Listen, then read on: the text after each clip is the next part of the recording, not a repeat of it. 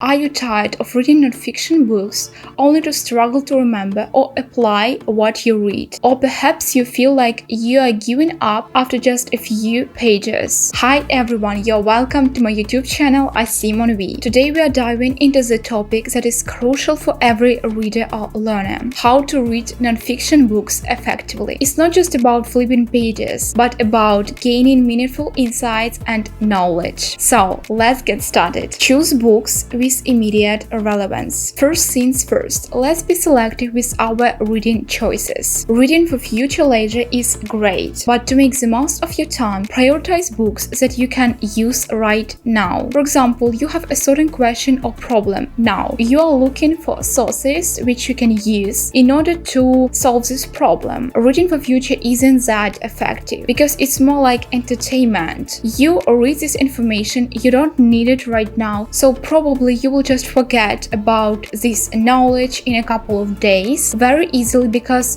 you didn't apply this to your life. There is nothing bad in this. Of course, you can read for entertainment, but when we talk about non-fiction books, we're supposed to learn something from them and to use it in our life. I've noticed that when I read books that can solve my current problem right now, they are much more helpful for me and I read them with more enthusiasm as I want to solve this problem as quickly as possible. So of course I will be so motivated to read this book. Also, I wanted to talk about bestsellers. I don't think that it's so necessary to read bestsellers because these books were already written by a huge amount of people. I'm convinced that not every information can fit every person, and usually these books, they are like very good promoted brands. You don't want to buy them, but you just do this because everyone already done this before you. Define your reading goal. Ask yourself, why are you reading this book? What specific knowledge or insights are you seeking? When you define a clear goal, it will be much more easier for you to stay focused and to find time for reading this, because when you're not interested in reading this book, you will not even be able to find time. This point goes out of previous one. If you choose a book taking into account your needs and interests, you can respond these questions very easily. I try to define a reading goal for every book that I read. I just don't want to waste my time on reading information which I know that I will not be able to apply it to my life. For instance, you read book about psychology. You want to find tips how to find friends, and you will expect this from this book. You will not be interested how to find a partner because you are interested in finding friends. This is your current goal. That's why we have so many books at home which we don't read. Or maybe you already started reading this book once, but you didn't finish it, as you understood that you are not interested in this. Especially those books which were presented by other people and they hadn't asked you before which kind of book you want to read. Those books suffer the most because you don't need this. Focus on your interests. Not every part of a book might be helpful and informational for you, so feel free to skip chapters or sections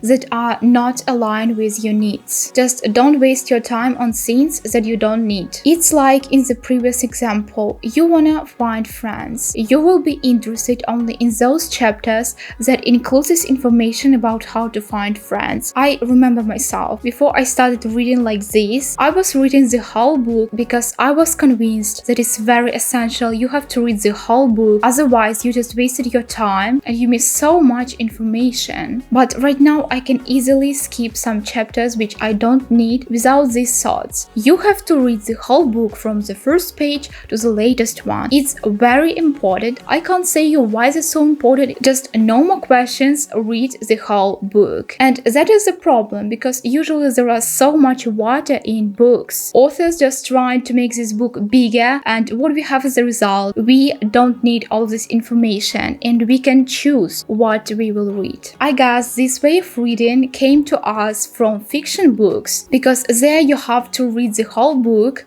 otherwise you will just miss the context. You can't skip so easily chapters, as you will so confused why Sarah chose Jack not Michael. What's going on? But all this information was in those 2 chapters, which you decided to skip. You will read specifically what you need, and this information you can already apply to your life. Just read table of contents before you will start reading this book and define topics that can come in handy. Highlight key insights. You can mark the main ideas in the book. It helps you easily revisit and recall the essence of each section, and it can help you stay focused because when you make notes, you don't think about any other things. You are focused on this text. Also, when you will reread this book next time, you will be able to compare your notes and notice how changed your point of view and goals. I find this tip very helpful because it helps me stay present with this book. I don't want about what I have to cook for dinner. Oh, I have to learn French as well. So at what time I will learn it? If you really want to learn something from this book, you have to stay focused, and highlighting things helps you hugely. Avoid speed reading. Reading isn't a race. It's about understanding and retaining, not speed. For example, you don't have to read 50 pages for one time if you can't consume so much information,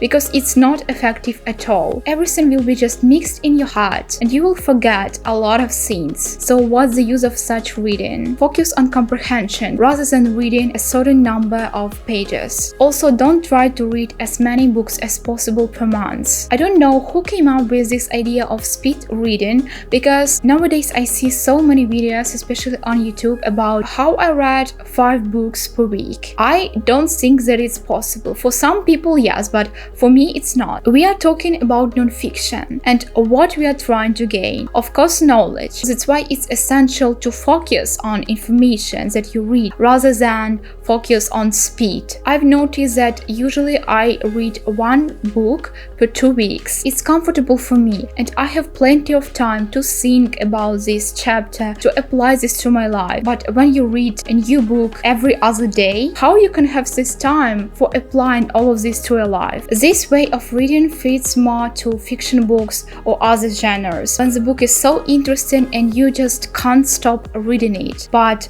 we are talking about non-fiction books. We read for gain knowledge. So keep it in mind, faster is not always better. Summarize in your own words. After each chapter, try to write down a summary in your own words. This reinforces your understanding and retention of the material. It's like teaching yourself what you've just learned. Besides this, you can also retell that information to someone in order to memorize it even better. There is no need to retell absolutely everything and learn by heart this chapter. You can just share the main points and insights that you got from this reading. Also, try to ask yourself every time after reading a chapter what I can apply right now with this information that I've already learned. Try to do all of this right after reading a chapter when you remember most amount of information, and your notes in the book can also help you with doing this. I got used to this way of reading. When I have time, I try not to just close this book when I finish it and go doing my next plans, but I try to analyze what I've learned in this